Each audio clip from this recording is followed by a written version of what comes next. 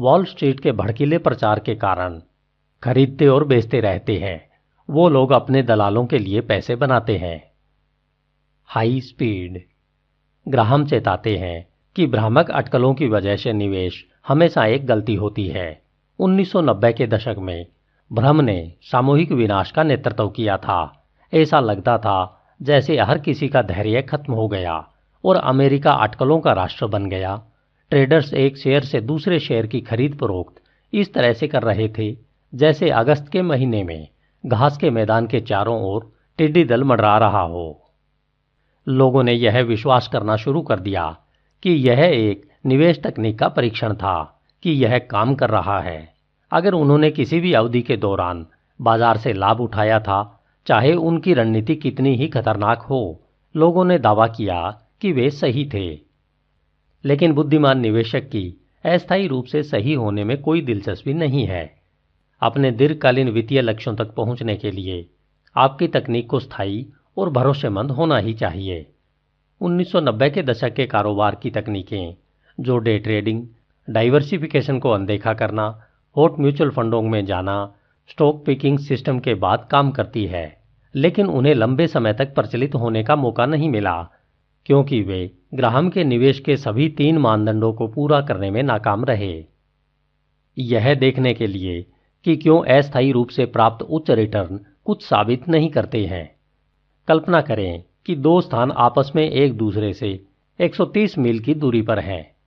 अगर मैं 65 मील प्रति घंटे की गति से चलता हूं, तो मैं उस दूरी को 2 घंटों में पूरा कर सकता हूं। लेकिन अगर मैं 130 मील प्रति घंटे की रफ्तार से ड्राइव करता हूं, तो मैं वहां 1 घंटे में पहुंच जाता हूं। लेकिन अगर मैं इस कोशिश में जीवित रहता हूं, तो मैं सही हूं। क्या आपको यह कोशिश करने का लुत्फ उठाना चाहिए? क्योंकि आप मुझे यह कहते हुए सुनते हैं कि यह काम करता है। बाजार को जीतने के लिए बहुत सी चमकदार चीजें एक जैसी होती है। जब तक आप इसे होल्ड कर सकते हैं, तब तक आपकी किस्मत काम करती रहती है। 1973 में जब ग्राहम ने आखिरी बार इंटेलिजेंट इन्वेस्टर को संशोधित किया, तो न्यूयॉर्क स्टॉक एक्सचेंज की वार्षिक कारोबार दर 20% थी, जिसका अर्थ है कि ठेठ शेयर धारक ने इसे बेचने से पहले 5 साल तक स्टॉक को होल्ड पर रखा था। 2002 तक कारोबार दर में 105% की गिरावट दर्ज की गई, जिसकी केवल 11.4 महीने की होल्डिंग अवधि थी। 1973 में औसत म्यूचुअल फंड लगभग 3 वर्षों तक स्टॉक पर आयोजित हुआ।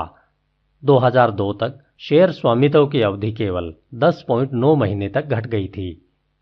ऐसा लगता है कि म्यूचुअल फंड प्रबंधक अपने शेयरों का अध्ययन कर रहे थे ताकि वे सीख सकें कि उन्हें सबसे पहले नहीं खरीदा जाना चाहिए था। फिर उन्हें तुरंत डंप कर दिया गया और सभी पर काम करना शुरू कर दिया गया। यहां तक कि सबसे सम्मानित मनी प्रबंधन फर्मों को भी परेशानी हुई। 1995 की शुरुआत में फिडेलिटी मैगलन, जो तब दुनिया का सबसे बड़ा म्यूचुअल फंड था, जिसके प्रबंधक जेफरी विनिक की प्रौद्योगिकी शेयरों में 42.5% संपत्तियां थी, विनिक ने घोषणा की कि उनके ज्यादातर शेयरधारकों ने उन लक्ष्यों के लिए फंड में निवेश किया है जो वर्षों दूर है। मुझे लगता है कि उनके उद्देश्य मेरे जैसे ही है और वे मानते हैं, जैसा कि मैं करता हूं, कि दीर्घकालीन दृष्टिकोण सबसे अच्छा है। लेकिन उन उच्च विचारधारा वाले शब्दों को लिखने के 6 महीने बाद विनिक ने लगभग सभी तकनीकी शेयरों को बेच दिया और उन 8 उन्मादी सप्ताहों में लगभग $19 बिलियन के मूल्य के शेयर बेचे। और 1999 तक फिडेलिटी के डिस्काउंट ब्रोकरेज डिवीजन अपने ग्राहकों को किसी भी समय पॉम हैंडहेल्ड कंप्यूटर का उपयोग करके कहीं भी व्यापार करने के लिए मौका दे रहा था, जो पूरी तरह से फर्म के नए नारे के साथ पूरी तरह से संबद्ध था। हर क्षण मायने रखता है। Financial video game. Wall street ने तत्काल पैसे कमाने के लिए ऑनलाइन ट्रेडिंग सिस्टम बनाया। मॉर्गन स्टैनली की फर्म की ऑनलाइन शाखा डिस्कवर ब्रोकरेज ने एक टीवी एड चलाया जिसमें एक स्क्रूफी टाव ट्रक ड्राइवर एक समृद्ध दिखने वाले कार्यकारी को चुनता है। उसके डैशबोर्ड पर चिपकाए गए एक उष्णकटिबंधीय समुद्र तट की तस्वीर को देखते हुए कार्यकारी पूछता है, अवकाश, छुट्टियां? चालक ने जवाब दिया, यह मेरा घर है। ठीक है, सूट पहने हुए आदमी कहता है। यह एक द्वीप की तरह दिखता है। ड्राइवर जवाब देता है, तकनीकी रूप से यह एक देश है। प्रचार आगे बढ़ गया। ऑनलाइन व्यापार कहता है कि इसके लिए न तो काम की और न ही किसी विचार की आवश्यकता है। ऑनलाइन ब्रोकर अमेरिट्रेड के एक टीवी विज्ञापन ने दो गृहिणियों को जॉगिंग से वापस आते हुए दिखाया। एक अपने कंप्यूटर पर लॉग ऑन करती है, माउस को कई बार क्लिक करती है और उत्साहित होकर कहती है, मुझे लगता है कि मैंने अभी लगभग $1700 कमाए हैं। वाटर हाउस ब्रोकरेज फर्म के टीवी विज्ञापन में किसी ने बास्केटबॉल कोच फिल जैक्सन से पूछा, आप इसके बारे में कुछ जानते हैं? उनका जवाब था, मैं इसे अभी बनाने जा रहा हूं। वे किसी भी तरह दूसरी टीम के बारे में कुछ भी नहीं जानते, लेकिन कह रहे थे, मैं अभी खेलने के लिए तैयार हूं। 1999 तक कम से कम 6 मिलियन लोग ऑनलाइन व्यापार कर रहे थे और उनमें से 10वां हिस्सा तीव्र गति से स्टॉक खरीदने और बेचने के लिए इंटरनेट का उपयोग करके डे ट्रेडिंग कर रहा था। क्यूबेंस, न्यूयॉर्क में 25 वर्षीय पूर्व वेटर, शोबिज डीवा बारबरा स्ट्रीसेंट से निकोलस बीरबास के सभी लोग लाइव कोयलों के स्टॉक भर रहे थे। इससे पहले बीरबास ने निंदा की, मैं लंबी अवधि के लिए निवेश कर रहा था और मुझे पता चला कि यह स्मार्ट नहीं था। अब बीरबास ने दिन में 10 बार शेयरों का कारोबार किया और एक साल में $10 लाख कमाने की उम्मीद की। मैं अपने लाभ या हानि कॉलम में लाल देखने के लिए खड़ा नहीं हो सकता। स्ट्रीसेंट ने फॉर्च्यून के साथ एक साक्षात्कार में कहा, मैं बैलस बेल हूं, इसलिए मैं लाल पर प्रतिक्रिया करता हूं। अगर मैं लाल देखता हूं तो मैं अपने स्टॉक बेचता हूं। नाई की दुकानों, रसोई, कैफे, टैक्सी कैब्स और ट्रक स्टॉप वित्तीय वेबसाइटों और वित्तीय टीवी शेयरों के बारे में निरंतर डेटा डालने से शेयर बाजार को नॉन स्टॉप राष्ट्रीय वीडियो गेम में बदल दिया गया। जनता पहले से कहीं ज्यादा बाजारों के बारे में अधिक जानकार महसूस कर रही थी। दुर्भाग्यवश जब लोग डेटा में डूब रहे थे तब ज्ञान कहीं नहीं था। उन कंपनियों के स्टॉक पूरी तरह से खत्म हो गए जिन्होंने उन्हें जारी किया था।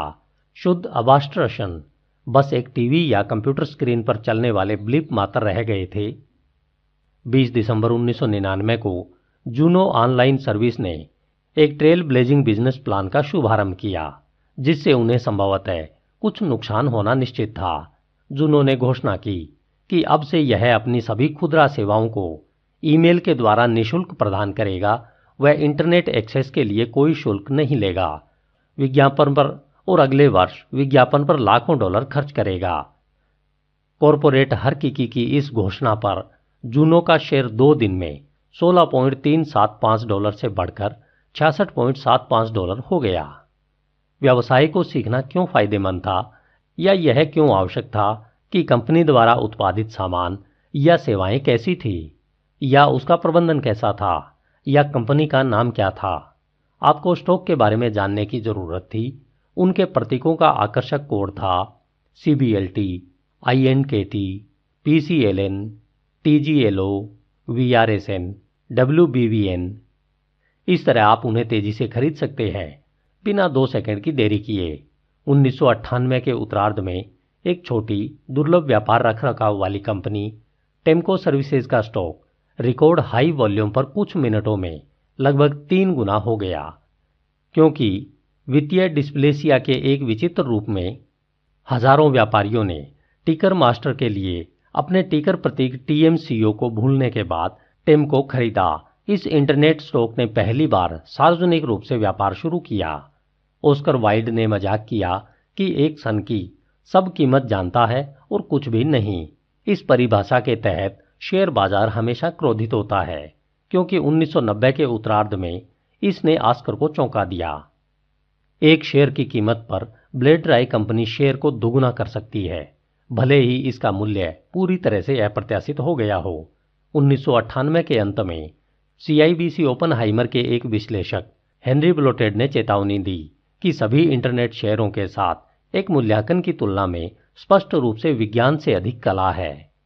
फिर भविष्य में विकास की संभावना का हवाला देते हुए उन्होंने अपना मूल्य लक्ष्य Amazon.com पर 150 से 400 तक बताया।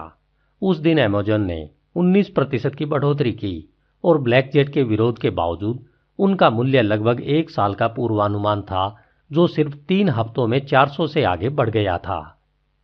1 साल बाद पेन वेबर के विश्लेषक वाल्टर पाइसिक ने भविष्यवाणी की कि कोलकॉम स्टॉक अगले 12 महीनों में $1000 प्रति शेयर पर पहुंच जाएगा। उस साल स्टॉक में पहले से ही 1842% की बढ़ोतरी हुई और उस दिन 31% की बढ़ोतरी हुई, जो कि $659 प्रति शेयर पर पहुंच गया। फार्मूले से नाकामयाबी तक। लेकिन व्यापार जैसे कि इतनी तेजी पर है, यह अटकलों का एकमात्र रूप नहीं है। पिछले 1 दशक में एक के बाद एक सट्टा सूत्र को बढ़ावा दिया गया, लोकप्रिय किया गया और फिर एक तरफ फेंक दिया गया। उन सभी ने यह जल्दी है, यह आसान है, बिना दर्द वाले लक्षण विकसित किए, और उन सभी ने निवेश और अनुमान लगाने के बीच ग्राहम के नियमों में से एक का उल्लंघन किया। यहाँ कुछ ट्रेंडी सूत्र है जो औंधे मुंह गिर गए थे। नकदी कैलेंडर। जनवरी प्रभाव।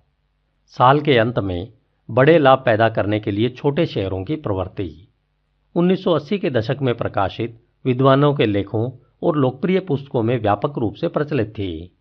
इन अध्ययनों से पता चलता है कि यदि आपने दिसंबर के दूसरे तिमाही में छोटे शेयरों में स्टॉक किया और उन्हें जनवरी तक रखा, तो आप 5 से 10% तक रिटर्न पाएंगे, जिसने कई विशेषज्ञों को चकित कर दिया। आखिरकार अगर यह आसान था, निश्चित रूप से हर कोई इसके बारे में सुनता था।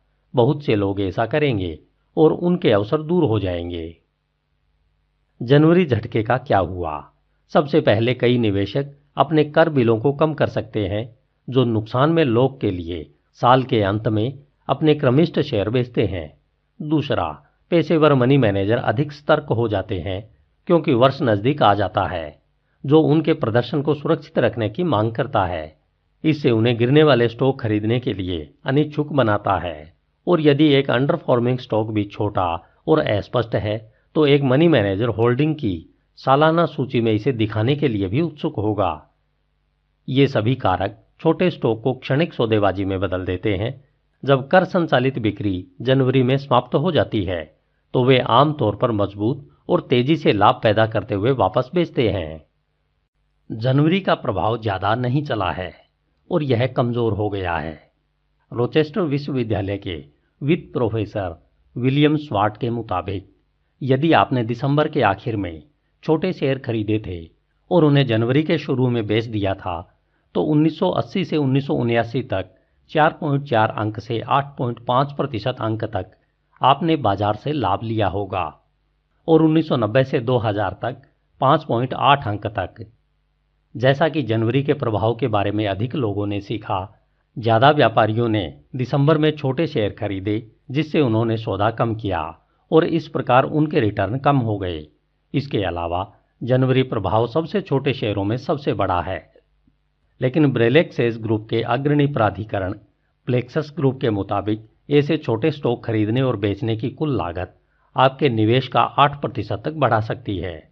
अफसोस की बात है कि आपके ब्रोकर का भुगतान करने के समय जनवरी प्रभाव पर आपके लाभ बह जाते हैं। बस वही करें जो काम करता है। 1996 में जेम्स ओशाग्नेश नामक एक अस्पष्ट मनी मैनेजर ने what works on wall street नामक पुस्तक प्रकाशित की। इसमें उन्होंने तर्क दिया कि निवेशक बाजार से काफ़ी बेहतर प्राप्त कर सकते हैं। ओशाग्नेश ने एक शानदार दावा किया, 1954 से 1994 तक आप $10,000 से $80,74,504 तक कमा सकते हैं। बाजार से 10 गुना से अधिक, यानी 18.2% औसत वार्षिक रिटर्न से। उच्चतम 1 साल के रिटर्न के साथ 50 शेयरों की बकेट खरीदकर कमाई के 5 सीधे साल और अपने कॉरपोरेट राजस्व में 1.5 गुना से भी कम कीमतें साझा करें, जैसे कि वे वॉल स्ट्रीट के एडिशन थे। ओशाग्नेश ने यूएस पेटेंट प्राप्त किया। उनकी स्वचालित रणनीतियों के लिए संख्या 5, 978, 778 और अपने निष्कर्षों के आधार पर 4 म्यूचुअल फंडों का एक समूह लॉन्च किया।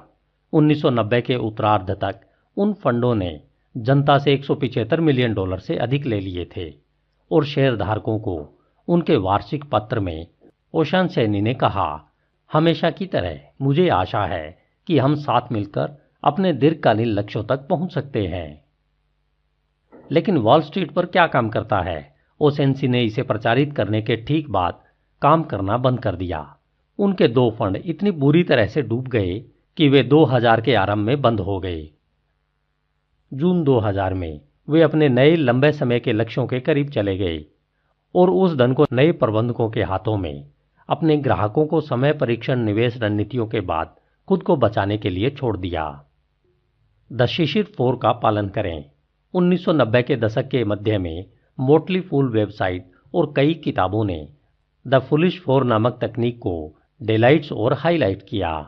मोटली फूल के मुताबिक आपके बाजार औसत पिछले 25 वर्षों में आपके निवेश की योजना बनाने पर सालाना केवल 15 मिनट खर्च करके अपने म्यूचुअल फंड को क्रैश कर सकता है। सबसे अच्छा, इस तकनीक में न्यूनतम जोखिम था। आपको बस इतना करना था। पहला, सबसे कम स्टॉक कीमतों और उच्चतम लाभांश उपज के साथ डाउ जोन्स औद्योगिक औसत में 5 शेयर लें। दूसरा, सबसे कम कीमत वाले को छोड़ दें। तीसरा, शेयर में अपने पैसे का 40% दूसरे सबसे कम कीमत वाले में रखें।